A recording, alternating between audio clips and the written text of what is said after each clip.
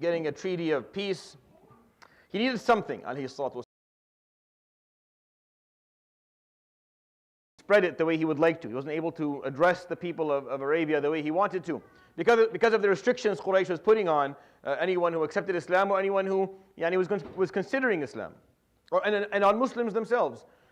And now that he had the upper hand, or he had more flexibility, he wanted a way to do this that had less bloodshed. He didn't want war anymore, as you heard last time. So as he was thinking about this, Allah subhanahu wa ta'ala, in his dream, he saw himself making Umrah. And the Sahaba were with him, and he woke up and said, okay, that's the way we're going to do it. It's going to be through Umrah. And when he thought about it, alayhi salatu wasalam, he planned it, he found that no matter what Quraysh does, if he can make it right in front of Mecca, now with the witnesses of Arabia, meaning the Arab tribes witnessing it, if he can make it in front of Mecca without bloodshed, then he forces Quraysh's hand. Either Quraysh don't let him in, and that ruins their credibility, no one will respect them again, or they let him in for Umrah, and that in front of everyone seems that it will be understood as an admission of or acknowledgement of peace, meaning that they're no longer at war, so people will listen to him, or they will strike a treaty of some sort, and that will give him what he wants, alayhi salatu wasalam. So no matter what happens, he'll win. He just has to get there. And that was what I talked about last week. He just had to make sure that he made it into right in front of the Haram, and the Haram as in the Mecca, the old Mecca, where it's Muharram, where when you enter, you have to enter with Ihram. He had to make it there without there being bloodshed. And of course, Quraysh knew this. Quraysh was not interested in this, so they sent out Khalid bin Walid, hoping to intercept the Prophet ﷺ with the Mu'tamirin, and then cause some chaos, and then make the narrative sound as another war happens, make it seem like that. The Prophet ﷺ took an alternative route. He went by the shore. It was much longer, but that's what he did to make sure that he wouldn't be intercepted by Khalid. By the time Khalid figured out that the Muslims had taken a different route, he was already almost there. Khalid came back. He couldn't make it. The Prophet ﷺ had set camp in the area, in the northern western part of Mecca, called Al-Hudaybiyah. And they tried a few things. They tried to send some younger people to at night to cause some chaos and do some stabbings and just make some bloodshed, because they just needed, what Quraysh wanted was to portray this whole incident as if Muhammad was coming, alayhi salatu wasalam, was coming to raid Mecca. That's how they wanted to make it seem like, because Quraysh has defended Mecca from different tribes many times in the past. So they wanted to be able to make the propaganda seem as if the Prophet ﷺ came for war and there was some bloodshed and they were fighting, so they can basically play themselves as the victim. But the Prophet ﷺ was well aware of this. He knew that they were going to send in some people at some point, so they were prepared. Once the 50 young men came in with the swords, the Muslims ambushed them. They tied them up and sent them right back into Mecca unharmed, because there was no interest in. And he would send in 1, 2, and 3 messages into Mecca saying that I am not here for war. And why is it that Quraysh wants war so badly? And war is you've been in war for a number of years now. It's been 6 years of war. Why not just maybe do something different? And Quraysh was not listening to it, specifically because the majority of the leaders at the time were all very young. All the older leaders had been discredited by the younger generation, because Abu Sufyan and Safwan had failed in the Battle of the Trench. Now all the younger ones like Safwan and Ikrimah, and they're rising and saying, nope, we're not listening to you anymore. Abu Sufyan is still there, and he's still influencing, but he can't call the shots anymore because they're young. And what we know about younger leaders is that sometimes they can be a little bit reckless, and that's what was happening. The Prophet ﷺ was trying to bring forward some degree of a treaty, and they were refusing. So they would send out a number of people to talk to the Prophet ﷺ. The first one was the leader of Khuza'a, Budayl ibn Warqa. He would come out, the Prophet ﷺ would reason with this man. He would go back and say, you have to let him in for Umrah. There's no reason for you not to let him in. The man is not here for war. He's not dressed in his war suit. They don't have, it's not an army. They're Mu'tamirin. Some of them they're Muslims and non-Muslims from Medina as well, from Yathrib, who have come for Umrah. Now the Prophet ﷺ was not naive. He had all of his arsenal, but it was behind. There were people who were holding on to it. If needed, they would bring it in. But he did not bring it with him ﷺ personally, because he was hoping that it would not escalate. Of course, the leaders of Quraysh, they mistreat Budayl ibn Warqa, who they sent in to negotiate on their behalf. They curse him out, so he gets very offended. He takes his full tribe, Khuza'a, and he leaves. So Mecca, at the time, what Quraysh had done, because Quraysh they knew that they weren't going to be able to actually fight the Muslims off, so they had filled Mecca with all their allies, telling their Arabian tribes to come and defend Mecca from what the Muslims were here to do. So all the tribes came in because they love Mecca. And now one by one, Quraysh will send their leaders to negotiate with the Prophet ﷺ. Every time they do that, they come back and say, we spoke to him. He's very reasonable. He's not here for war. He wants to perform Umrah. Let him in. And then Quraysh would say no. So the man would say, this is ridiculous. Take his tribe and leave. And slowly, Mecca was getting emptied from these allied tribes. They would send out Al-Hulays ibn Alqamah, who was the leader of the Ahbash, or Habish. And the same thing. The Prophet ﷺ would show him the hadi. He would just see the sheep that were prepared for dhabh after Umrah, and the man would say, La ilaha illallah, this is impossible. How could you send him back? You're allowing everyone into Mecca. All of the Safalatul Arab, meaning the worst people, the people who have no business being in Mecca, you let them in, and you're going to deny the son of Abdul Muttalib with the hadi. No, you have to let him in. So they would curse him out. So he would take the Habish and he would leave. Slowly, Quraysh has no one left. They would send out Mikraz ibn Hafs. Now Mikraz is a very rude man. The Prophet ﷺ did not respond to him at all. He came and he spoke very rudely and abruptly with the Prophet ﷺ. The Prophet just listened. When he was done, he let him go. There was no point in sending a message with him. This man was only there for, they sent him out just to be rude, just to disrespect him. And ﷺ was not easily offended, so he didn't care. He let the man speak, sent him back. And he would say this. I find this part of the story so interesting in terms of his wisdom. Every time a man came walking, Budayl, Al-Hulays, Mikraz, the Prophet ﷺ would say, this man is this. Budayl, this is a man of reason. I'll reason with him. Al-Hulays, show him the hadi. This is a man, yata'allah. He's a very passionate, religious man. He sees the hadi, he's not going to be able to, he's not going to, and Al-Hulays didn't even speak to the Prophet ﷺ. He saw the hadi, he went back. Mikraz came out, the Prophet ﷺ, قال هذا رجل فاجر. This is a man who has no etiquette. He doesn't know how the rules. Yeah. He has no idea how to speak to people. So no one responded to him. So the man came and said his thing and left, and no one talked to him. And then they sent out Urwa bin Mas'ud, which is where I stopped last week. And Urwa bin Mas'ud, al-Thaqafi, interestingly enough, was taking advantage of this whole situation because Urwa is from Ta'if, from Thaqif. Thaqif is one of the true, Thaqif and Hawazin are the big tribes that exist in Ta'if. And they are the runner-ups to Quraysh, right? They are the competing tribes with Quraysh in terms of running Mecca. They're living in Ta'if, always waiting for an opportunity to pounce. They had done it before. They tried to overthrow Quraysh in Mecca before, they failed. So they're rivals, they're enemies. But when Quraysh sent out that Muhammad is coming, Urwa brought a part of his tribe, meaning the warriors, and he came to Mecca to defend. He wanted to win a little bit of points over Quraysh. He wanted to take advantage that Abu Sufyan, his leadership had been brought down. It was been discredited a bit. He was a great leader. So he wanted to see if he could maybe get himself in there. So he was sent by the leaders of Quraysh, by Safwan and Ikrim and others, to go and negotiate with the Prophet ﷺ. Now this man is very wise. And he's seasoned and he is worldly. He had been around. He had entered the court of every major king within the land. He was quite famous as an individual. He was connected, he was wealthy, and he knew how to speak. He was an orator, he was a khatib, he knew how to talk to people. So when the Prophet ﷺ saw Urwa coming, he changed everything. He changed the setting. The scenery was different. He was sitting outside with his ashab. He says, Urwa, he said, get me the big tent. He goes into the big tent. He puts, he sets up the tent appropriately. He sits at the end of it. He puts Al-Muthanna bin Haritha al-Shaybani, who I'll tell you in a moment why specifically, standing in full armor beside him. Abu Bakr sitting in his court. Well, why didn't he do that with the others? No, because the others, they don't care about this. This man, he knows what this man is about. This man is here, he's going to try and bring down the morale. He's going to try and mock the Muslims and mock their numbers and mock their strength. And it's going to affect the Muslims because he is well known. He's a credible man. His words will affect the Muslims. So the Prophet ﷺ needed to kind of counter that before it happened. So Urwa would enter. And he would start speaking to the Prophet ﷺ and orating. And of course, the Muslims in the tent and outside are listening.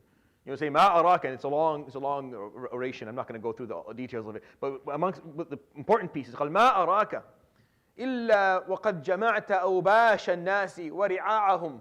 It seems to me that you brought with you these useless, worthless people, It's like you just went around and looked for all the homeless, people who have no home, have no lineage, no wealth. You just called all of these hooligans and brought them with you. This is what he's saying about the Muslims. Very rude, but he knows why. He's trying to make them feel something. وَمَا أَرَاكَ إِلَّا جِئْتَ إِلَى بَيْضَتِكَ لِتَقُضَّهَا. It seems to me that you're coming back to your hometown, the town that took care of you, the town that, as we say in Arabic, لَحْمْ اكْتَفَكْ مِنْ خِيرها. Meaning you grew up because this beautiful, great town took care of you. And now you're back to seek revenge on it.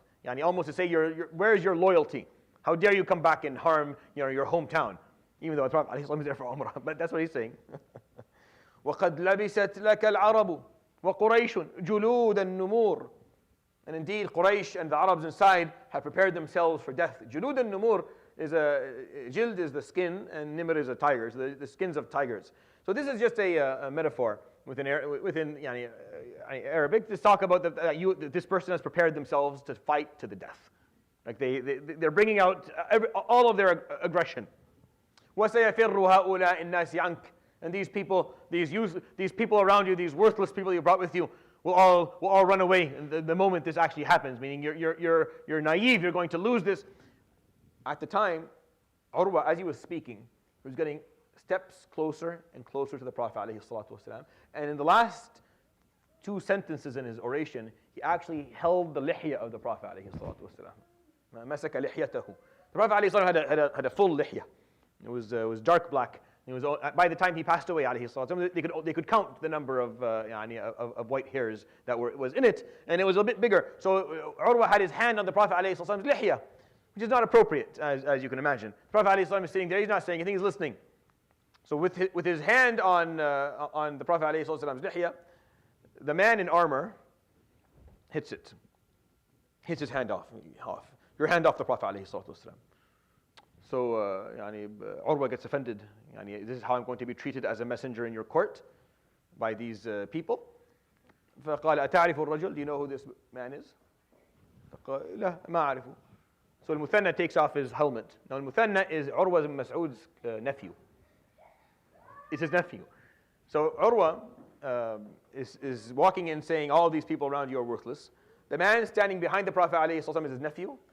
And Abu Bakr, and the man who's sitting beside him is Abu Bakr, whom Urwa owes wealth and had saved his life at one point. Abu Bakr had done Urwa a couple of favors in the past. He had saved his life from a time where he was going to be, like he was being followed by, and he bought him out of his debt. And he gave him a long-term loan to save him financially. So Urwa owed Abu Bakr heavily. So Al-Muthanna would hit the hand of Urwa ibn Mas'ud. Urwa would get offended. The Prophet ﷺ will ask who this man is. Instead of saying that I harmed you in my court, it's your nephew. It's not my pride. I didn't tell him to do it. It's your nephew. So Urwa was quiet. And then Urwa curses the Muslims out. And then he looks, and Abu Bakr is saying that Abu Bakr would respond to him. Abu Bakr would say to him something harsh that I can't say in the masjid with kids listening. And Urwa would say, لَوْلَا يَدٌ الْبَيْضَاء لَكَ عَلَيْهِ لَرَدِدْتَ عَلَيْكَ. If it wasn't for the fact that I owe you so much, I would have responded to you. Then the Prophet ﷺ asked him, أَفَرَغْتَ? Are you finished? Urwa would say, yes, I've said what I want. He gets up ﷺ and says, it's time for salah. And he leaves. Doesn't respond to him at all. Doesn't respond, doesn't say anything. He just walks out for salah. Urwa is a little bit... the Prophet ﷺ was able to unbalance Urwa, who was a very intelligent politician. So Urwa now is unbalanced. He was physically hit, but not by the command of Muhammad ﷺ, but by his own nephew. So he's bothered by that. Someone responded to his rudeness, which is not Muhammad ﷺ, which is someone whom he owes. He can't respond back. And the Prophet ﷺ actually did not respond to him at all. Like he didn't even give him the satisfaction of a response or of a rebuttal. And he goes out. So Urwa follows them out. And this is by the Prophet ﷺ did this by this is all by design. And he knew what he was doing. He knew it was going to be Asr time. He was ready. He goes and he says, "Adhinu, prepare for salah." So a man stands for adhan. The Muslims start to line up. Urwa standing there and seeing these, quote unquote, worthless people.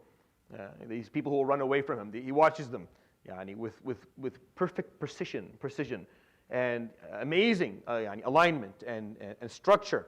and organization and discipline start lining up for salah. And then he sees the Prophet ﷺ go make wudu, as other Muslims are making wudu. So the Prophet ﷺ makes wudu.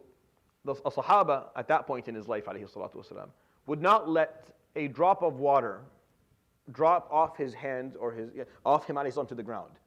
Meaning he would make wudu ﷺ, and every drop of water coming off his noble hands ﷺ, there's a Sahabi under it to take it. يَمْسَحُ بِهَا وَجْهَهُ وَلِحْيَتَهُ. Whatever. So he makes a full wudu ﷺ, not one drop of water hits the ground. All the Sahaba, he doesn't command it, he doesn't want it ﷺ, but he was tired at that point in his life of telling people to leave him alone. I used to have a sheikh, Sheikh Shukri, Allah yarhamu. He hated people kissing his hand. He did not like it.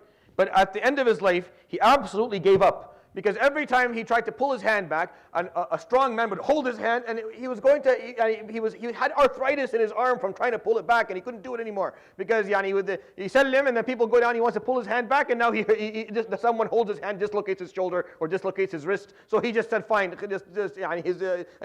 we used to see it, because people don't know. They want to, he gave up at the end of his life. And the Prophet ﷺ, the same problem. People don't leave him alone. So he makes a quick wudu, as simple as possible. But people are standing there, and they're taking his wudu, and he goes and he stands and he prays, and all the Muslims are praying, standing quiet, not one sound out of any of them, aside from the Quran being recited under their breaths, moving all at one movement. Urwa leaves before the salah is over. He's supposed to wait for the rebuttal. Urwa is supposed to wait for the Prophet ﷺ to respond to him. Because the Prophet ﷺ said, no, I have salah now, I'll talk to you later. Urwa watches this, he leaves. He goes back. He goes back to Quraysh, and he tells them, ألا إني يا معشر قريش قد دخلت على كسرى في ملكه وقيصر في قصره وفلان في ملك. And he starts counting. I entered the court of Kisra and Qaisar and the Arab kings. And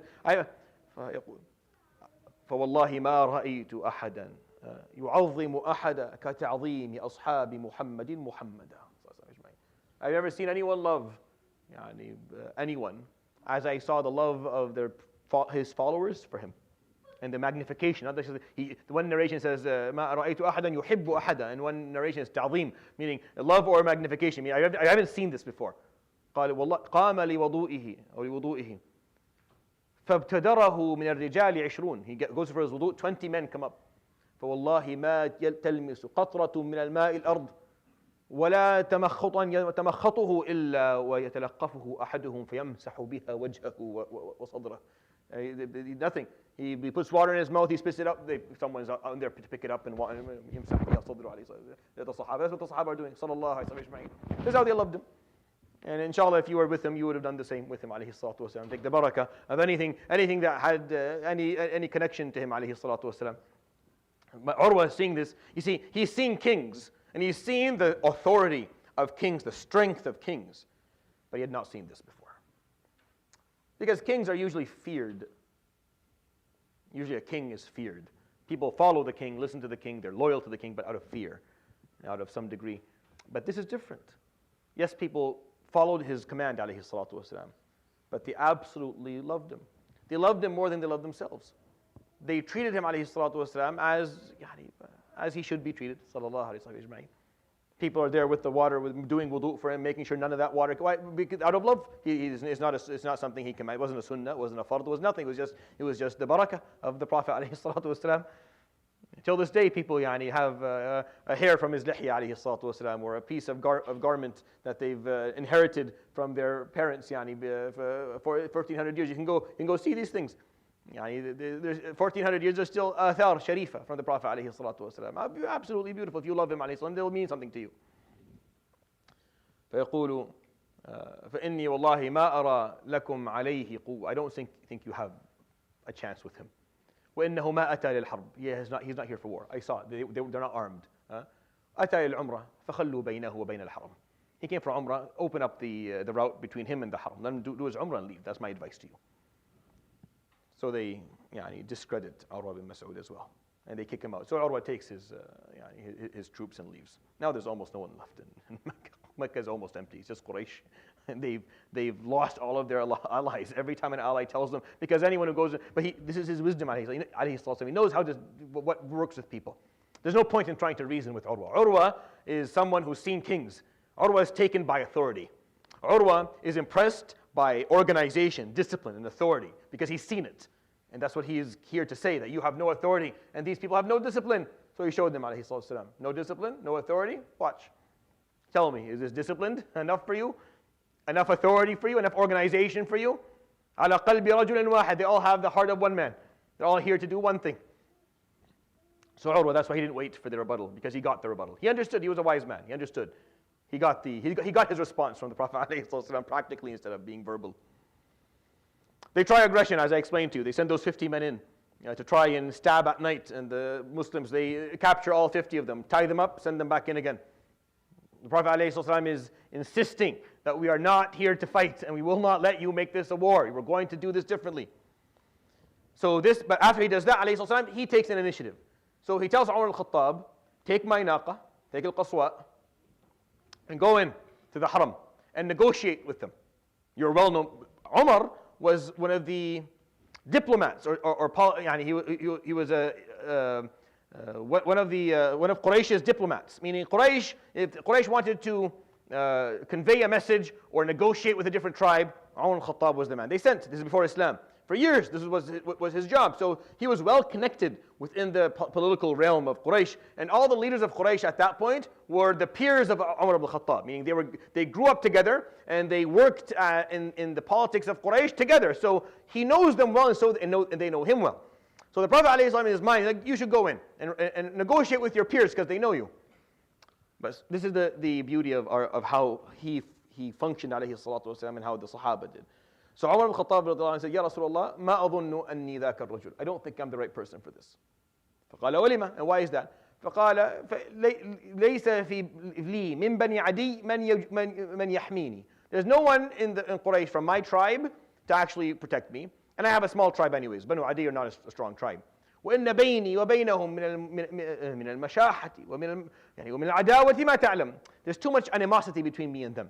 فإني إن دخلت عليهم إما قتلتهم وإما قتلوني. I'm going to enter, I'm going to either murder them or they're going to murder me. It's going to be a fight. Like the moment we start talking, I'm going to pull my sword, they're going to pull their swords, and we're going to start fighting. I don't think I'm the right man. فقال فمن إذن? Then who should we send in? فقال عثمان. Umar al-Khattab, his mashura is Uthman. And he was right.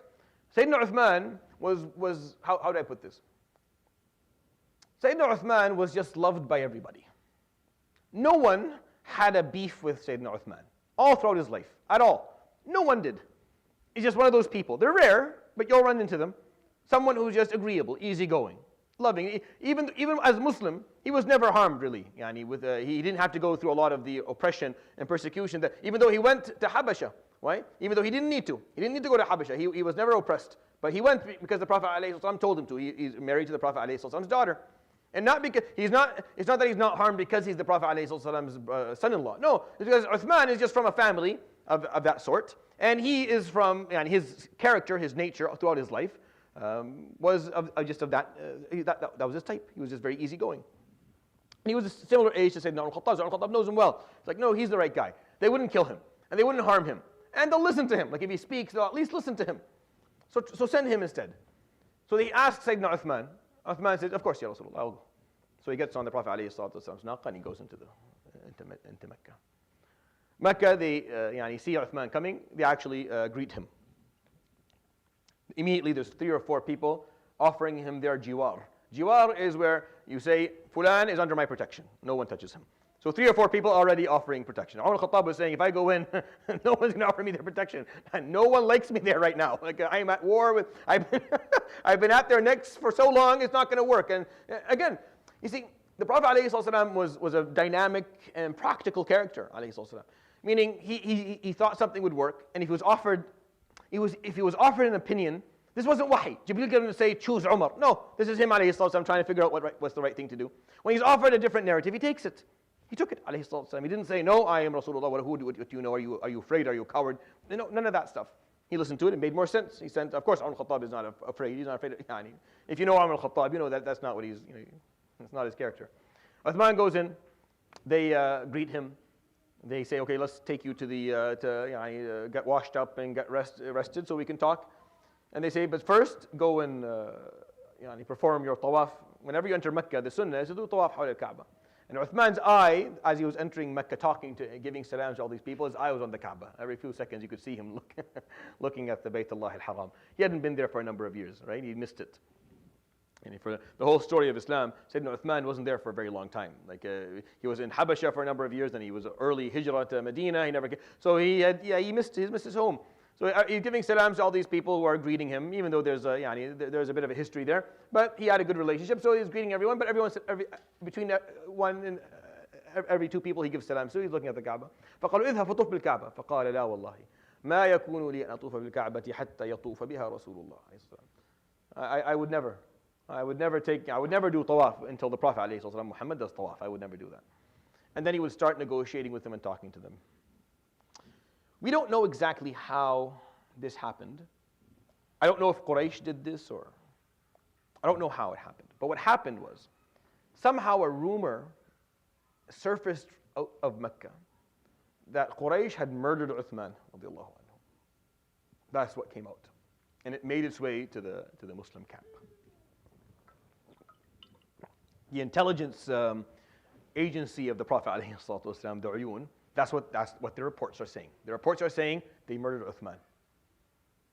Now, whether Quraysh sent that out on purpose, which is the theory of most of the ulama that teach Seerah, and I agree with that, or something else happened. I leave a door open because Allahu a'lam, there could be something else that occurred. But most likely, Quraysh, to spite the Prophet ﷺ, because they wanted bloodshed, they sent out this rumor that that Uthman is killed. And that was the last straw. For the Prophet ﷺ, that was the last straw. Khalas. Killing the messenger, you don't kill a messenger. Right? You don't kill a messenger. They sent out Budayr ibn Warqa, they sent out Mikraz ibn Hafs and Hulays ibn Alqama and Urwa Mas'ud. No one was harmed. They're messengers, even though some of them were rude and disrespectful and inappropriate. But you don't harm a messenger. You don't kill a messenger. You're going to see in his life, ﷺ, whenever that happens, he responds with authority. He responds with decisiveness. He'll do it again. We'll talk about this when we talk about Mu'tah. Right? So this is you don't kill when you break an international law of basic ethics, of basic principles, khalas, that means there's no negotiating with you anymore. If you murder the messenger, which is something we all agree you don't do, right? If you murder children, if you kill civilians, then khalas, there's no negotiating with you. You have no ethics, you have no principles, you don't follow international law. There is no space for us to talk. Now it's the sword. That's it. Because we can negotiate for as long as we're both following the same basic principles. Just the principles, the ethics of war is it is khud'ah. I mean, there's trickery and war, but there are rules that we all have to abide to. Honorable rules that we should all abide to. Killing the messenger, that's treason. That means there's no room anymore. So the Prophet ﷺ قال من يبايعني على الموت, who will now pledge with me their lives to death, to the death. He was standing at the time when he got this information when the intelligence, when Talha and Sa'id brought the information that that this is what they're saying. We didn't see with our eyes, but this is what the multiple testimonies that they saw Uthman being killed. People are lying, but why exactly is still unclear. So the Prophet ﷺ is standing in Hudaybiyah under a tree, a samurah. It's a type of tree. It's a desert-like tree. It has no real fruit to it. And he puts his hand up and he says, "Man yubayi'uni 'ala al-maut." I need people who are willing to pledge with me till the death, offer me their lives. فَبَايَعَهُ النَّاسِ. So people began to offer them their bay'ah. "Ubayi'uka ya Rasulullah," one by one, their hands in the Prophet ﷺ's hand. Salamah ibn al-Akwa', one of the Sahaba, he did it 3 times, at the beginning, in the middle, and then at the end. He did 3 bay'at, radiallahu anhu. This is called bay'atul ridwan. This bay'ah, remember we studied bay'at al-Aqaba al-Ula, the first pledge of Aqaba. And bay'at al-Aqaba al-Thani, the second pledge of Aqaba. Were very important. These pledges from the Ansar were important. Islam wouldn't have arrived at all in Medina without them. But this pledge is different. They're there for Umrah. They're not well armed. Their numbers are not up, meaning they're still outnumbered by Quraysh, by the way. Like the number of Muslims are still outnumbered by the warriors in Quraysh easily. But the Prophet ﷺ is not putting up with treachery. treason and the murder of an Uthman. If you murdered Uthman, the guy you love the most, the person that everyone loves, that you have no beef with Uthman at all, that means you've lost control. You are a group that have lost control altogether. فَبَايَعَهُ النَّاسِ. And when he was done, the Prophet ﷺ was done giving bay'ah to everyone, he put his hand up like this in front of people, قال وَهَذِهِ عَنْ عُثْمَانِ. You go like this.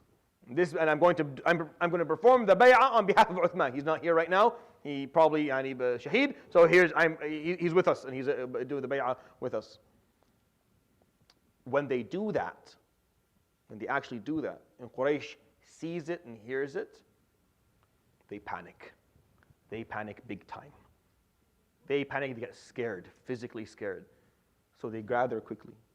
And they say, we need to send someone to negotiate before they enter. Because the Prophet ﷺ is whatever armor they have, whatever swords they have, they're preparing themselves. He's lining up the lines. He's going into Mecca for Quraysh. Quraysh panics. They send out Suhail ibn Amr, their head of the negotiation team. The guy who actually knows how to negotiate a peace treaty. And with him, Uthman. It calms everyone down. See Uthman coming out, Suhail is coming out with them. The Muslims, they calm down. Suhail comes, the Prophet ﷺ sees him from afar. فَقَالَ هَذَا سُهَيْلٌ سَهَّلَ اللَّهُ لَكُمْ. This is Suhail, Allah subhanahu wa ta'ala has made it easy for you. Khalas. We've got somewhere. Finally, we're going to get somewhere with all of this. And Suhail ibn Amr will accept Islam later. He's not Muslim now, he'll accept Islam later, right? And he'll actually be of great influence on Islam. What's important to me, before we go on with the treaty, maybe we'll do this later because I don't think we'll have enough time. That's all right. That the Bay'at al-Ridwan is I often end up not talking about it because of how the story goes. You go with the story and then I forget to go back to it. Bay'at al-Ridwan is talked about in the Quran heavily. Like Bay'at al-Ridwan is very well documented in the Quran. Even though as the story goes, as I'm telling you the story, that's pretty much the end of it. Now I just move on to the really interesting piece where Suhail comes in and actually puts the treaty together. It's awesome. The story is beautiful to the end of it. And we kind of ignore the Bay'at al-Ridwan. The Quran doesn't talk about any of these details that I'm going to explain to you here. The Quran talks a lot about Bay'at al-Ridwan.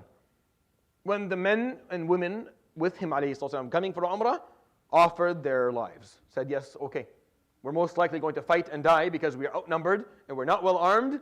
But if that's what you want, if that's the right thing to do right now, if that's the correct choice after they've killed Uthman, then we will do this for sure.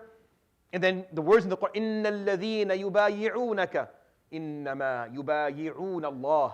Indeed, the people who pledged their hands in yours, exclusively, they are pledging with Allah. Meaning their bay'ah was through you, but they were pledging with Allah directly. يَدُ اللَّهِ فَوْقَ أَيْدِيهِمْ. You know when people pledge in a team, they put their hands on top of each other's hands. So the Quran is saying the hand of Allah is on top of all of their hands. Meaning the hand of Allah subhanahu wa ta'ala is on their hands with them. Meaning if they're going in, had this happened, they would have been victorious. Because the hand of Allah subhanahu wa ta'ala, and of course we don't draw any similarities between ourselves and Allah subhanahu wa ta'ala. Allah subhanahu wa ta'ala is beyond space and beyond time. We don't imagine a hand or think of it. We just understand what He's trying to explain to us subhanahu wa ta'ala. That His hand, as in His ability, His strength, and whatever He means by the word hand, we accept. يَدُ اللَّهِ فَوْقَ أَيْدِيهِمْ فَمَنْ نَكَثَ فَإِنَّمَا يَنْكُثُ عَلَى نَفْسِهِ. So anyone who turns back or does not see through the bay'ah that they've offered, then they are only going to harm themselves by doing that. وَمَنْ أَوْفَى بِمَا عَاهَدَ عَلَيْهُ اللَّهَ فَسَيُؤْتِيهِ أَجْرًا عَظِيمًا. And the person who sees through the pledge, the covenant that they offered Allah subhanahu wa ta'ala. In the Quran, in this ayah, it's not alayhi, it's alayhu. It's the only time in Hafs and Asim that he says alayhu. Why? So that the name of Allah after it can be read with its full fakhama, with its full status. Alayhullah, so that you say Allah, not alayhillah. And you know, because in this ayah is an ayah of magnification of Allah subhanahu wa ta'ala, so the ha is going to have a dhamma on it. Alayhullah, the person who sees it through, فَسَيُؤْتِيهِ أَجْرًا عَظِيمًا. He will be granted a great reward. But not everybody did this. Not every person that day pledged Bay'at al-Ridwan. Some people didn't. سَيَقُولُ لَكَ الْمُخَلَّفُونَ مِنَ الْأَعْرَابِ شَغَلَتْنَا أَمْوَالُنَا. Some scholars say this was about Khaybar. It's hard for me to make that argument though, because it's right in the middle of the surah that talked about Hudaybiyah. It's hard. And it's right after he talks about this bay'ah. There are people who held themselves back. He said, no, I can't. I'm here for Umrah, Ya Rasulullah. I'm here for Umrah. I mean, no Umrah, khalas, go home. No, I'm not here to fight to the death. Some people didn't. That's why the ayat, لَقَدْ رَضِيَ اللَّهُ عَنِ الْمُؤْمِنِينَ إِذْ يُبَايِعُونَكَ تَحْتَ الشَّجَرَةِ. One of the most beautiful verses in the Quran. This ayah is of such significance because they knew who was standing there. They all saw each other. Like it wasn't at night, it was in the middle of the day. And they all saw one another give bay'ah. And Allah subhanahu wa ta'ala says in the Quran, indeed, I swear that Allah is pleased. Allahu Akbar. Radi Allah. Allah subhanahu wa ta'ala is pleased with the believers who offered their pledge under the tree. Sayyidina Jabir يقول والله لو كنت مبصرا لأريتكم موضعها. Jabir ibn Abdullah, at the end of his life, he lived very long. He was blind and he couldn't see very well. He said, if I could still see with my eyes, I would show you where that tree was. What happened to the tree? Sayyidina al-Khattab pulled it out. He pulled out the tree later because people started to make it into one of those Christmas trees. People go up there and massah the tree, oh tree of shajarat al-Radwan, please, I can't have children, my daughter is not getting married, I'm losing my hair. They started asking the tree for stuff. So it became like a place where people were doing ziyarat too. So Umar al-Khattab said, no, this is not the purpose of this. So he pulled out the tree so that no one knew where it was anymore. Same thing for the tree that the Prophet ﷺ stood there. And jad'a al-nakhla, because people don't know, unfortunately sometimes people don't know how to deal with these things appropriately. But Jabir would say, I know where the tree was, and I can show you where it was and where we were standing when we offered this bay'ah. إِذْ يُبَايِعُونَكَ, when they pledged themselves under the tree. فَعَلِمَ مَا فِي قُلُوبِهِمْ, because he knew at that moment, or he always knows subhanahu wa ta'ala, but this is the knowledge of exposure. This is the knowledge of where you expose things. It's clear. It was clear at that moment what was in their hearts. I mean, they were sincere. They were sincere. They were genuine. They truly offered Allah subhanahu wa ta'ala and the Prophet ﷺ their lives. There was no self-interest. There was no conflict of interest. It was a moment of purity where, yes, it's scary. That's not what they're there for. But because the Prophet ﷺ said, "Man yubayi'uni," they said, yes, we are with you. فَعَلِمَ مَا فِي قُلُوبِهِمْ, and he knew what was in their hearts. فَأَنزَلَ السَّكِينَةَ عَلَيْهِمْ, and he smothered them with serenity and tranquility. So they were all very calm, even though war is scary, ya akhi. War is a very scary thing. Back then, with swords and arrows, it's not. You're not playing Counter-Strike. This is death, and you're outnumbered, and you're not well armed. And وَأَثَابَهُمْ فَتْحًا قَرِيبًا, and then he rewarded them with a very near fath, with a near opening. Now the scholars have been arguing this for over a millennium. What is the fath qarib? Is it Khaybar? Is it Fatah Makkah? Is it the treaty itself? I think it's the treaty itself. Because the surah is called Surah Al-Fath. And I'll explain that in a moment, the treaty. But you could explain it other ways. وَمَغَانِمَ كَثِيرَةً يَأْخُذُونَهَا, and then later on they will have bounty, and they will have loot, and they will have wealth. They won't be poor like this forever. وَكَانَ اللَّهُ عَزِيزًا حَكِيمًا. So Suhail says, Ya Muhammad, we're going to agree that we need to negotiate. So the Prophet ﷺ, with pleasure, sits with Suhail, and they start negotiating. What are do this? Only him, only the two of them. People aren't there during the initial negotiations because he doesn't need 50 people to give input. Just me and you. They talk. Mikraz ibn Hafs had come out with Suhail, so he had like a witness from people from Quraysh's side. See, none of the people of Quraysh are daring to come out. None of the leaders, no one came out out of fear and because of what they've done already. So Suhail is talking to the Prophet ﷺ, and they're agreeing, and they agree on the points of this treaty. They agreed on all of the different points they're going to make. Here they have 5 or 6 of them. They agreed. Now it's time to what? To document it, because it needs to be documented, signed, 2 copies, and witnesses of the points of this treaty. So the Prophet ﷺ calls in the Muslims. And he doesn't himself write, alayhi salatu wasalam, so he calls in Sayyidina Ali to be the illustrator, the person who's going to write. He's going to the calligrapher is going to sit down and write down this treaty, pillar by pillar, point by point. Here are the terms of the Treaty of Al-Hudaybiyah. So they begin, but there's a story to it. So before I tell you the terms, there's a story for it. So the Prophet ﷺ tells, Ya Ali, You ready with the script, a scroll? Yes, I am. They're starting to write. All the Sahaba are happy. A treaty finally is going to be. They don't know what the treaty's terms are yet. They don't know what the terms are. In their mind, the Prophet ﷺ is negotiating for us, so we'll get what we want. So they're happy. They're happy. They won't be happy for long. They're happy about the terms of the treaty. And the Prophet ﷺ says, Ya Ali, uktub. Bismillahi ar-Rahmani ar-Rahim. In the name of Allah, the most gracious, the most merciful. فقال سهيل ما الرحمن الرحيم لا نعلمه. What is this Rahman Rahim? We don't know this. Uktub bismika Allahum. Right? Bismika Allahum. There's nothing wrong with bismika Allahum. It's very correct. That's a very correct thing Islamically to say. But we usually, right? Bismillah ar-Rahman ar-Rahim. The Quraysh is like, if we knew Rahman Rahim, then we wouldn't be at war with you. We don't agree with what is Rahman. We don't know. We don't know what that means and who that is. Right? Bismika Allahum. So Ali looks up at Suhail. Ali was a hothead at some times, when he's young. Looks up at Suhail. What are you doing? And the Prophet ﷺ tells Ali, uktub, umhuha, uktub bismika Allahum. Just remove it, write bismika Allahum. So the Prophet Ali says, okay, Ya Rasulullah. He deletes it, he erases it, writes bismika Allahum. قال هذا, right, Ya Ali, هذا ما اتفق عليه محمد رسول الله وسهيل ibn Amr. This is what Muhammad, the Prophet of Allah subhanahu wa ta'ala, has agreed to with Suhail ibn Amr. So he says, ما محمد رسول الله. What is this Muhammad Rasulullah? لو نعلم أنك رسول الله ما قتلناك. If we knew you were Rasulullah, we wouldn't be in war with you. اكتب اسمك واسم أبيك واسم أبيك. Write your name and the name of your father. So the Prophet ﷺ notices, okay, fair is fair. أمحها يا علي. اكتب محمد ibn Abdullah. Write that there. فعلي قال لا والله.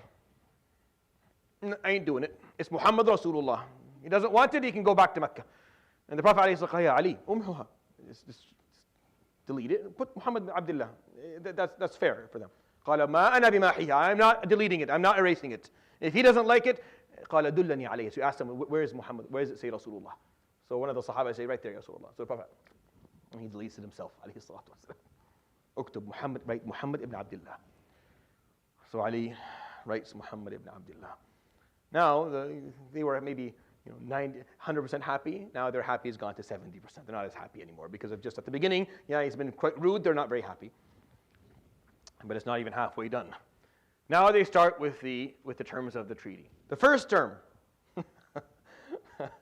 no cushioning of any of the terms. The first term, يعود المسلمون من عامهم هذا ولا يعتمرون. The Muslims will go back this year without a umrah. The Prophet ﷺ says that, Ali writes it, and the Sahaba start, they walk away. You can hear people screaming and yelling, and people are upset, and people are throwing things, and pots are being slammed into stuff. We're not making Umrah. People are completely upset. Sayyidina al-Khattab, I'll tell you this, I almost lost his mind. We're not doing Umrah. What do you mean we're not doing Umrah? We're here. Kaaba is right there. We're in Ihram. What do you mean we're not doing Umrah? يعود المسلمون من عامهم هذا. This year they go back. ويعودون العام القادم. And they come back next year. ويبيتون في مكة 3 أيام وسيوفهم في القرب. And then they'll come into Mecca for 3 days. We will open up Mecca. We will not be in Mecca. We will give Mecca 3 days for them. They will only bring with them swords, and they will have swords in their in their sockets. And they'll be put away. They won't be carrying their swords with them. Nothing but swords. No other وليس معهم إلا السيوف. They have nothing except from swords. They can't bring bows or arrows or anything else. Just swords, and the swords have to be in their sockets and put away. They can't walk into Mecca with the sword on their sides. Ali radiallahu anhu is writing because the Prophet ﷺ is commanding him. That's the only reason that he's doing this.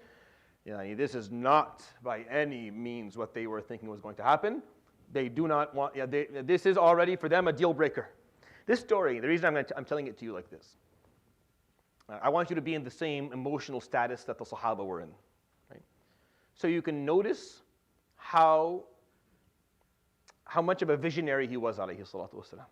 How far he saw into the future, how calm and collected, and how practical he was. And how sometimes when you want something really badly, it can cloud your judgment. It can cloud your judgment. The Sahaba, everyone was upset. Those who weren't upset, those who weren't showing it, were keeping it on the inside. Like some people were upset but not showing it. Like say Abu Bakr and Uthman, they were not showing it. They were upset, they didn't like this, but they're like, okay, that's what he said, alayhi salatu wasalam, that's what he said. But no one's happy with this. Everyone, because this is the one piece, but that was the unnegotiable point that Quraysh had. that before, Suhail told the Prophet ﷺ, before we even begin, before we even start to negotiate, the unnegotiable term is that this year you go back. You do not enter this year. Why? Because Quraysh had already said in front of the Arab, لا يدخلها علينا عنوة أبدا. He will never enter against our will ever. That's what Quraysh had said. And Quraysh's, their reputation was on the,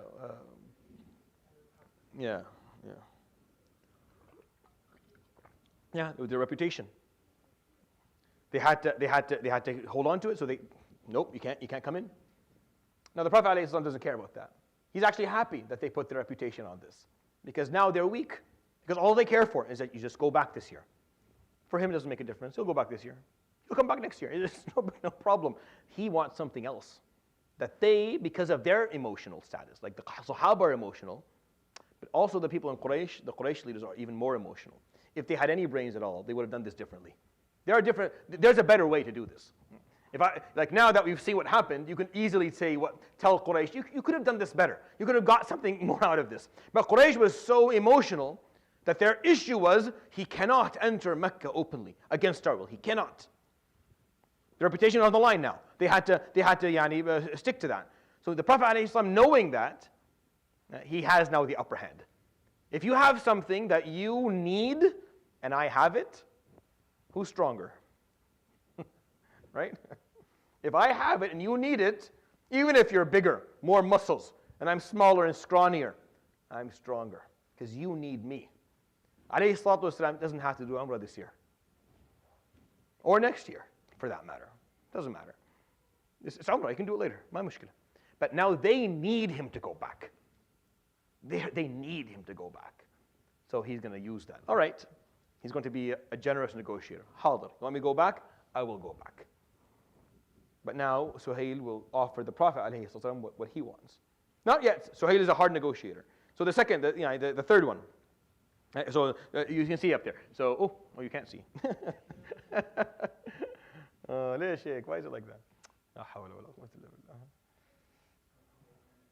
Inshallah, soon I'll get AI and I won't need anybody to do anything for me, inshallah.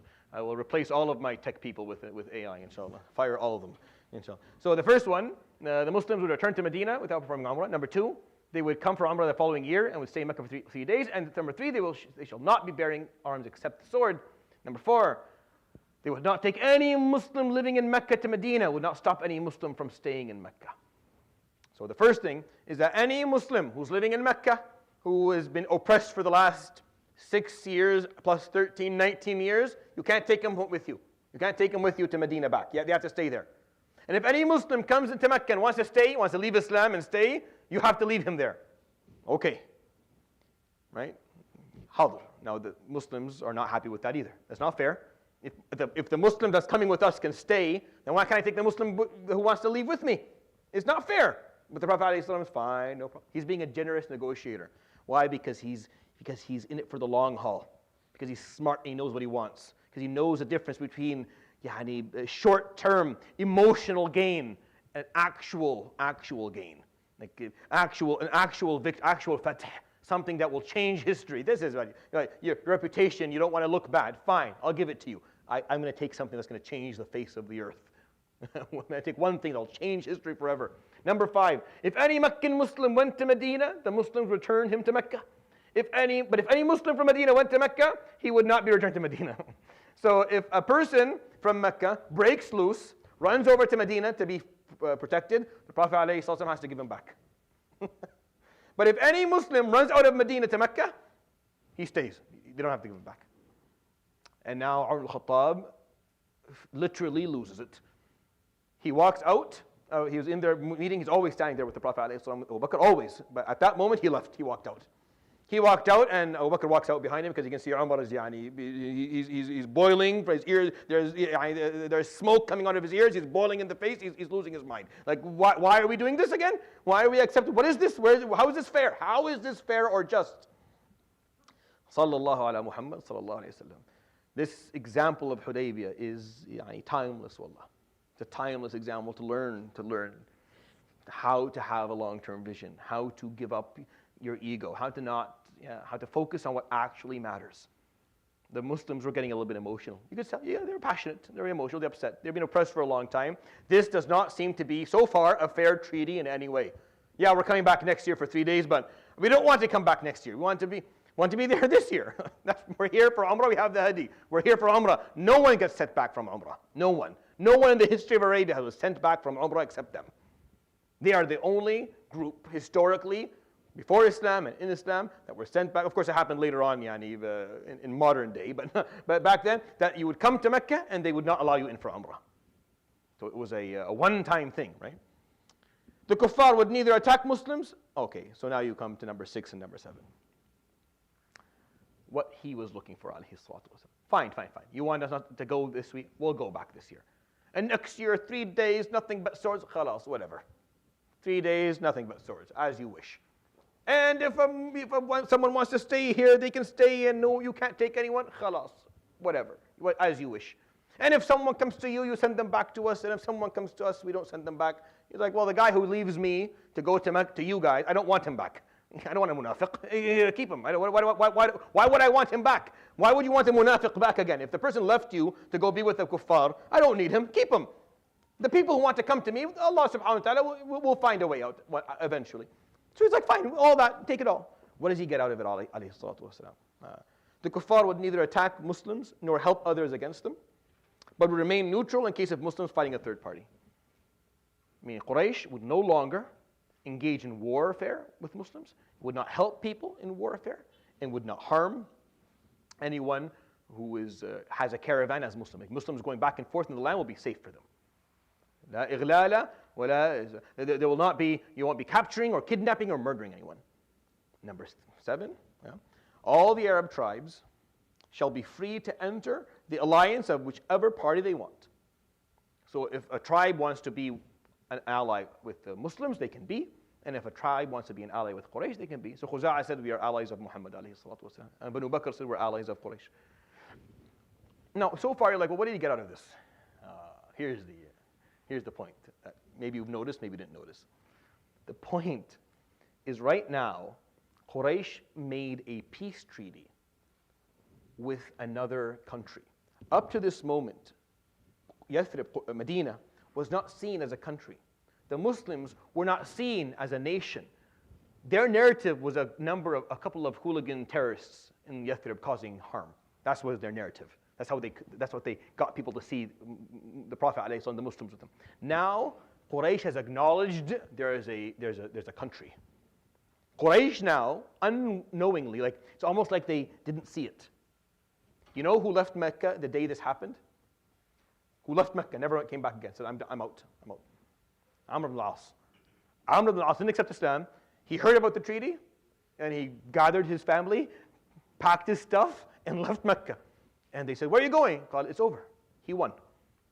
What do you mean he won? Look at this treaty. All we said that we wouldn't commit warfare, and we're going to do it anyways. Or we're going to do it behind the scenes. We're going to do it anyways. So what is it? That people can become his ally? Let a few people become his ally. No. You've acknowledged him as a country. Khalas. Now he's legit. He has legitimacy. They didn't see that. All he wanted, alayhi salatu wasalam, is an agreement for 10 years, because the agreement was 10 years. 10 years of no war. And that was the agreement. It was 10 years, no war. He just wanted some peace. Why? So he could talk to people. So now people wouldn't be scared to accept Islam. Anyone could accept Islam. Any tribe could enter into the alliance of the Muslims. He could speak to anyone he wanted, alayhi salatu wasalam, and he's been acknowledged as a country. He's no longer being called the small group of youngsters from Mecca who went out and rebellions against the whatever, like all that dumb narrative that they kept on using. They can't use that anymore. Why? Because they have a big paper that says هذا متفق عليه محمد بن عبد الله وسهيل بن عمرو من قريش. Muhammad ibn Yathrib. I mean, these are two equal parties. Treaties only exist between two equal parties. So these two equal parties are having an agreement. That's what he got alayhi salatu wasalam out of it. Now Quraysh didn't see that. At least not all of them. Amr ibn al-As left. Abu Sufyan قال والله لا تقوم لكم قائمة بعد اليوم أبدا. You're done. You will never be successful again. This is Abu Sufyan's opinion. That you have now dug your own grave with this treaty. But they didn't know. He did alayhi salatu wasalam. He could see that. Alayhi salatu wasalam.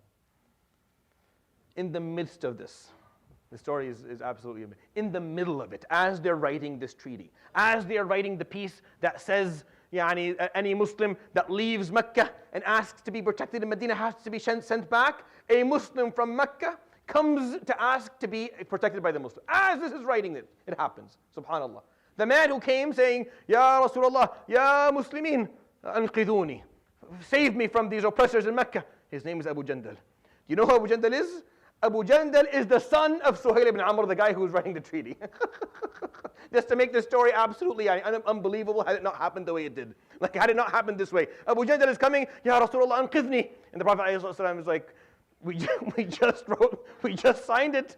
We just agreed that we would send everyone back. Suhail tells Sa'id, stop writing. قال هذا أول العهد بيننا.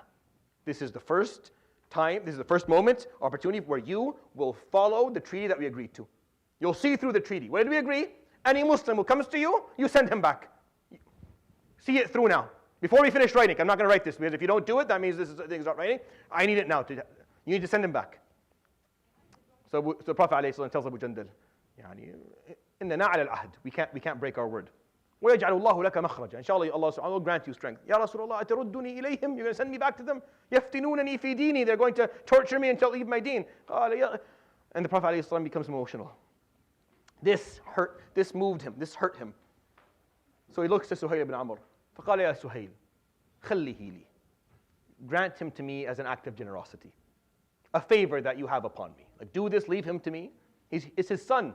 It's not like he is taking some, it's his own son. Like, leave him for me. Khalas, just, I know the treaty says I should give him back, but I'm asking for some grace from you. Some grace, some generosity. Leave me him. فقال أبدا لا والله. So he asks again, Ya Suhail, دعه لي. Just give me this one person. This one person. قال والله أبدا ونمزقها. Wallahi, if you take him, I will with my own hands, I will tear this treaty. يقول سهيل فما أعلم كيف يغفر الله لي قولي يومها. So he said, I don't know how Allah was going to forgive me for what I did that day. I said that to the Prophet ﷺ. He came to me asking me for a favor. Just let me, for my own son. And I said no. I don't know how Allah will ever forgive me for this. That's why he spent the rest of his life when he accepted Islam, radiallahu anhu, khatib, and he would go from one place to another, giving khutbahs fil Islam, hatta mat, until he died that way. Just speaking for the sake of Allah, because he's like, I don't know how Allah will forgive me for that day. The Prophet ﷺ asking me, please, just give me him. It was my own son. It was my own son too. It wasn't like someone else. My own son. And I was very rude to him. I said no to him, and I broke his word. Sallallahu alaihi wasallam. And Abu Jandal was sent back. The story has a lot of more details that I will share with you inshallah ta'ala next week. Subhanallahi bihamdik. Shadu la ilaha illa anta astaghfiruka wa atubu ilayk. Wa sallallahu wa sallam wa baraka ala nabiyyina Muhammad wa ala alihi. Jazakumullahu khair wa barakallahu fiikum. Assalamu alaikum wa rahmatullahi wa barakatuh.